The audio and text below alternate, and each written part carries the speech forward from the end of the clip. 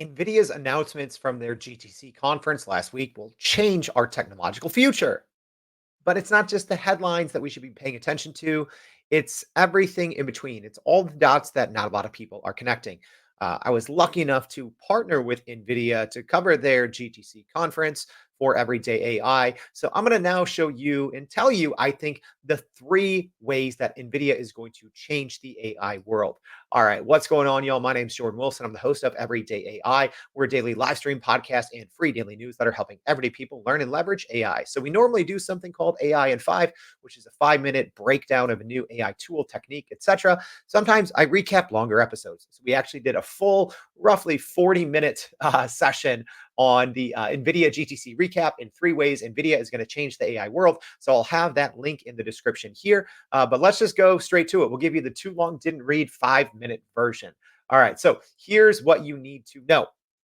The 3 ways NVIDIA is going to change the AI world. Number 1, we now, I think for the first time, have a compute sweet spot. Number 2, the world will now be a simulation. And number 3, NVIDIA is creating humanoids and AGI, kind of. All right. So before we dive into those, let me first give you a recap of what actually happened at NVIDIA GTC. I've had a lot of different posts on this on my LinkedIn, so make sure to go read those as well. I'll leave those in the comment. But more or less, Blackwell. All right. So NVIDIA's new GPU system is reportedly 4 times more powerful than the current system that they already had, right? NVIDIA's already had the most powerful GPUs in the hopper. So the new Blackwell system is reportedly 4 times more powerful, 12 times more energy efficient, just much better in just about every way. Number 2, the other big thing worth looking at from the NVIDIA conference is the NVIDIA interface models, which is NIMs, which essentially, the way that NVIDIA CEO Jensen Huang talked about it was essentially it's a new way to create and distribute software. Nemo in the NVIDIA AI Foundry is essentially an end-to-end cloud framework. And then we also had the Omniverse and Isaac robotic updates. So think of that, it's a digital gym for robots to go hang out.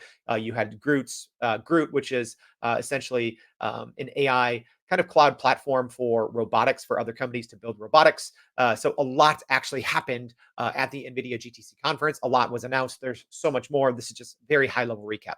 All right, so now let's get back to those 3 ways that NVIDIA is actually going to change the AI world, right? So I'm reading between the lines here, was lucky enough to be in, sat on the floor for the keynote, got to go to a lot of kind of closed door sessions, including a private Q&A with the CEO. So took a lot of notes and, I noticed a lot of things. I read all the articles, but there was a lot of things that actually happened that no one was talking about. I cover generative AI every single day. Full disclosure, like 10 months ago, I had a podcast episode called NVIDIA is the most important company to the US economy. So I've always been big on NVIDIA. This is before we even officially partnered with them. So I want you to keep that in mind. This isn't, I'm not saying these things essentially because I was able to, partner with NVIDIA. My background's in journalism. So I was really reading what everyone else is writing. And I'm like, people are missing what's the big story here. All right. So we now have a compute sweet spot. So what that means is essentially for the first, you could say the generative AI world was born in, 2021. You can say that with ChatGPT. Obviously, AI has been around for decades, right? But since generative AI, there's been this compute problem, right? Everyone, the way I described it in the episode today is like, hey, we all want to power our businesses, but there's not, we think of your business has a power plug, but there's not enough outlets or there's not enough powerful outlets. So compute has always been a problem with Blackwell. I think we actually have this sweet spot for compute. Essentially, 4x more computes, depending on which metric you're looking at. Sometimes 20x in terms of power. That's a lot. That's a huge jump forward from already what was in Hopper, what was already the world's most powerful GPU chip. Essentially, all generative AI runs on GPUs. NVIDIA's been the leader. And, when the leader of the pack comes out and says, hey, we have something 4x to 20x better, that changes things. Also, smaller models are becoming more and more important, more and more commonplace. So you have this kind of these 2 different things working in the business sector's factor. Way more compute is hitting us all at once in Blackwell, and companies are finding more and more success with either smaller models or just better methods to get more out of these models without needing more compute. So we kind of have a compute sweet spot. Number two, the world will be a simulation. So a lot of new updates were announced at Nvidia GTC with the Omniverse, with the Isaac's robotics platform, which is essentially a digital gym. You can run millions or billions of simulations with robots. So everything that we create here in the physical real world, it's being simulated. And now, also throw that in with compute costs coming much lower. More and more companies are going to be able to afford things like the Omniverse, uh, Metaverse, etc. A lot of different companies offer this, but more and more things, real world products and services are going to first be simulated, millions of times before we even use them. So yeah, the world is going to kind of become a simulation. And then last but not least, number three is Nvidia is creating humanoids and AGI. So they technically aren't, but they technically are, right? So Nvidia themselves got to talk with the director of Nvidia Robotics. They're not actually building robots. They're not actually building humanoids per se, but every single big company is either partnered with Nvidia or using, now their Groot.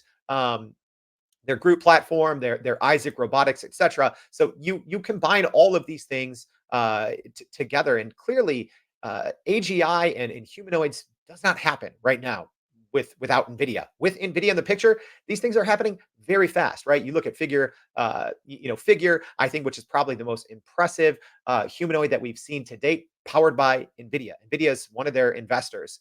Nvidia is really pushing this all forward. And when you talk about artificial general intelligence, I talked about this on the show, but it's something that Nvidia CEO Jensen Huang talked about multiple times, was even Sora, and how that this technology changes the way that AI and the human world can interact, and how that's a huge step forward toward a step for AGI.